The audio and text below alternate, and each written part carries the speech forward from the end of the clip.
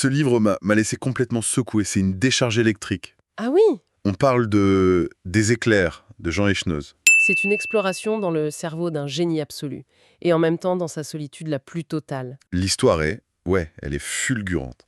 On suit un homme qui s'appelle Grégor, un inventeur, mais pas n'importe lequel, celui qui a littéralement façonné le XXe siècle. Et on plonge direct dedans, pas de mise en place. On est dans le bruit, la fureur de l'âge de l'électricité qui naît. C'est l'histoire d'un homme qui a illuminé le monde entier, mais qui a vécu, lui, dans une obscurité personnelle quasi complète. L'inventeur de la communication sans fil, qui parlait presque à personne. C'est à peine croyable, hein. Et tout ça, au cœur d'une bataille industrielle, mais impitoyable. Une bataille qui allait décider de l'avenir de l'énergie pour toute l'humanité. Le ton, il est donné dès la première page. Franchement, Grégor naît. Et c'est au milieu d'une nuit d'orage. Apocalyptique. Mais oui, hein, un éclair gigantesque illumine toute la scène.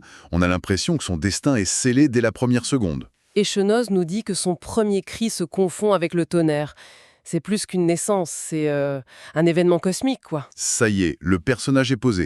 Voilà. Il n'est pas tout à fait humain. C'est une force de la nature. Et cette force de la nature, on la voit très vite dans son esprit qui est complètement hors norme. Le livre le décrit comme ombrageux, méprisant, susceptible, cassant. C'est pas le portrait d'un héros très sympathique, hein. Pas du tout. C'est le portrait d'un esprit pur, presque abstrait. Il s'intéresse pas aux petites choses, lui. Il va pas bricoler pour améliorer un ouvre-boîte. Non, non. Ses idées sont tout de suite cosmiques. Et ce qui est fou, c'est la façon dont son cerveau fonctionne. Il voit les machines en 3 dimensions dans sa tête, entièrement fonctionnelles, Avant même de les construire. avant même de dessiner le moindre plan. Il les assemble, il les fait tourner, il les teste. Tout ça mentalement. Donc en fait, la construction, pour lui, c'est juste une formalité. L'invention, elle est déjà finie dans sa tête. Exactement. Le monde réel, c'est juste une pâle copie de son monde intérieur. Et c'est peut-être là que sa tragédie commence. Ah oui. Son esprit est tellement en avance, tellement plus parfait que la réalité, que le monde matériel ne peut que le décevoir. Et c'est avec cet esprit-là qu'il arrive à New York. Il a 28 ans. Le livre le peint comme un type impressionnant, grand, élégant, une sorte de dandy.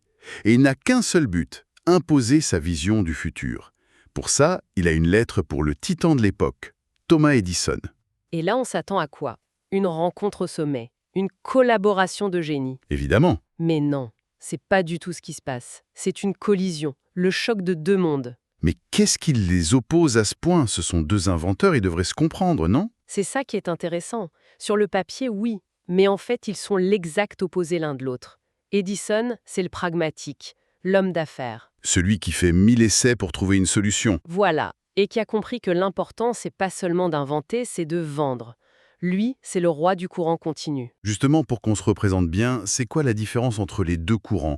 Pourquoi c'est si important? Alors, pour faire simple, le courant continu d'Edison, c'est comme une rivière. Ça coule toujours dans le même sens. D'accord. C'est simple, mais c'est très inefficace sur de longues distances. La puissance se perd très vite. Il faudrait une centrale électrique tous les 2 kilomètres. Bah oui, c'est pas viable. C'était bien pour éclairer un quartier de Manhattan, mais pas pour électrifier un pays. Et là-dessus, Grégor arrive avec son idée. Le courant alternatif. Le courant alternatif. Lui, il oscille, il change de direction très vite. C'est plus complexe, mais l'avantage est immense. On peut le transporter sur des centaines de kilomètres avec presque aucune perte. C'était la clé pour amener la lumière dans chaque foyer. C'était le futur. Et pour Edison, j'imagine que Pour Edison, c'était une hérésie, une menace directe à son empire. la scène est prête pour la guerre totale. Et c'est là que l'histoire prend une tournure vraiment sombre. Et fascinante. Pour discréditer Grégor, Edison lance une campagne. Terrifiante. On dépasse la simple concurrence, on entre dans le macabre. C'est-à-dire? Edison, l'homme du progrès, va utiliser la peur. Il organise des spectacles publics. Des spectacles de quoi? De mort. C'est de l'humour noir poussé à l'extrême. Edison et ses équipes se mettent à électrocuter publiquement des animaux. Non. Si, ils paient des enfants pour qu'ils leur ramènent des chats, des chiens errants. Et devant la presse, devant des foules, ils les tuent avec le courant alternatif de Grégor. Pour prouver que c'est dangereux. Exactement. Pour dire, regardez, cette technologie, c'est la mort. C'est une vision de cauchemar, le progrès industriel qui devient complètement cruel et absurde. Le point culminant de cette horreur, c'est l'électrocution d'une éléphante de cirque, Topsy. Ça a vraiment eu lieu, et Echenoz le décrit avec une froideur clinique qui rend la scène encore plus glaçante. C'est le capitalisme sauvage. C'est ça. Pour protéger ses parts de marché, on transforme le spectacle du progrès en cirque de la mort. Et l'ironie, c'est qu'elle va encore plus loin. C'est l'ironie la plus terrible. En voulant prouver que le courant de Grégor est dangereux, Edison, sans le vouloir, en démontre une application possible. Laquelle? L'État de New York cherchait une méthode d'exécution plus humaine que la pendaison. Oh non. Et il s'intéresse de très près à ses expériences. C'est comme ça qu'Edison, en utilisant le courant de son rival, participe à la mise au point de la première chaise électrique. Un outil de progrès scientifique qui devient un instrument de mort. Exactement. Une avancée technologique formidable qui coïncide avec l'invention d'une machine à tuer.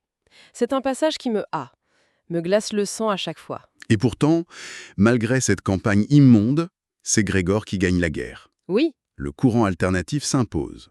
Il devient la norme mondiale. Donc, logiquement, Grégor devrait devenir l'homme le plus riche du monde. on pourrait le penser, oui. Mais ce n'est pas du tout ce qui arrive. Alors, pourquoi? Parce que c'est un génie scientifique, mais c'est un enfant en affaires.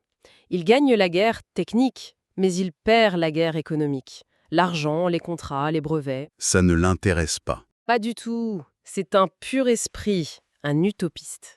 Il y a cette scène incroyable où son associé Westinghouse lui explique qu'ils sont au bord de la faillite. À cause des royalties qu'ils lui doivent pour ses brevets. Et qu'est-ce qu'il fait, Grégor? Il déchire le contrat. Un contrat qui vaut des millions, peut-être des milliards aujourd'hui. Il le déchire, comme ça. Parce que son rêve est plus grand. Son obsession, c'est de fournir une énergie gratuite et illimitée à toute la planète. Une idée magnifique, mais Qui ne doit pas plaire du tout aux financiers. c'est le moins qu'on puisse dire. Pour un investisseur comme JP Morgan, qui le finance un temps, l'énergie gratuite, c'est la pire idée possible. Et son caractère n'arrange rien, j'imagine. Non, parce qu'il est double. En public, c'est un showman, un magicien. Il fait des démonstrations électriques spectaculaires. Ah oui, Il fait jaillir des éclairs de ses machines. Il s'assoit au milieu d'un orage artificiel en lisant un livre. Il captive les foules, il séduit tout le monde. mais c'est une façade alors. Ou est-ce que son génie le coupe vraiment du reste d'humanité? Je pense que c'est ça, le spectacle. C'est une performance. Mais en privé, c'est un fantôme. Le livre est très clair. Aucune vie intime, aucune relation amoureuse. Sa vie est régie par des manies étranges, des obsessions. Quel genre de manie? Des tocs, en fait. Il a une peur panique des microbes. Il nettoie tout le temps.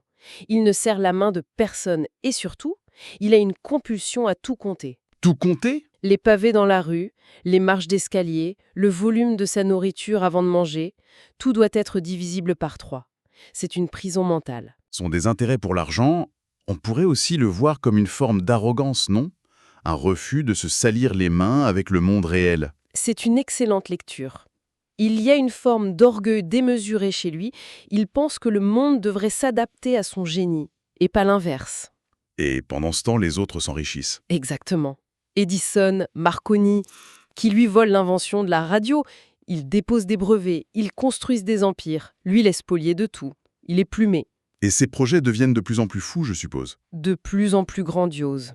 Son dernier grand projet, c'est la tour de Wardenclyffe. Une tour immense pour envoyer de l'énergie et de l'information sans fil à travers le globe, L'ancêtre d'Internet, en quelque sorte. réunie avec le réseau électrique mondial. Mais les financements s'arrêtent. JP Morgan comprend qu'il ne gagnera rien avec un projet qui n'a pas de compteur. Le projet est abandonné. La tour est dynamitée. C'est la fin du rêve. Et c'est là que sa chute commence vraiment. Son nom, autrefois synonyme de génie, est de plus en plus associé à celui de savant fou. Il s'isole, vit reclus dans des hôtels de luxe qu'il ne peut plus payer. Comment un esprit pareil ne sombre pas complètement? Il trouve du réconfort quelque part? Oui, et c'est là que le récit bascule dans une poésie, d'une mélancolie profonde. Il trouve ce réconfort avec les pigeons de New York. Les pigeons? Les pigeons. Cet homme, ce visionnaire immense qui a imaginé les robots, la télécommande, il consacre la fin de sa vie à nourrir et soigner les pigeons de Central Park. C'est son seul contact avec le vivant. C'est ça. Il dépense le peu d'argent qui lui reste pour leur acheter des graines. Il en recueille des blessés dans sa chambre d'hôtel. C'est une image incroyablement triste. L'homme qui voulait connecter le monde entier et qui finit par ne parler qu'à des oiseaux. C'est la métaphore ultime de sa solitude. Il est vieux, ruiné, il vit dans une chambre miteuse. Ses seuls compagnons, ce sont ses oiseaux, sa seule famille. Et un jour, il sort pour sa tournée quotidienne. Et il se passe quelque chose. Il se passe quelque chose, oui. Et ce sont ces créatures, sa seule et dernière passion, qui vont sceller son destin. De la manière la plus brutale et la plus ironique qui soit. Pour savoir comment ça se termine, il n'y a pas d'autre choix que de lire le livre. Tiens, justement, ça me fait penser, j'ai une bonne nouvelle pour vous qui nous écoutez. Ce livre est disponible sur Audible et vous pouvez le récupérer gratuitement en cliquant sur le premier lien dans la description. L'idée, c'est vraiment des narrations très immersives. Une narration professionnelle, bien incarnée, ça change absolument tout. La personne ne fait pas que lire, elle interprète, elle donne vie au texte. Ah tiens, super, en plus de la vidéo, il y a un livre audio. Si on veut juste le livre, le lien pour récupérer votre livre audio se trouve dans la description de la vidéo. Si vous avez apprécié le contenu, n'hésitez pas à laisser un petit pouce en l'air et à vous abonner à notre chaîne YouTube pour ne rien manquer des prochaines vidéos. Pour ma part, je vous donne rendez-vous très bientôt pour une prochaine vidéo. En attendant, je vous souhaite une excellente fin de journée ou une agréable soirée et à très vite.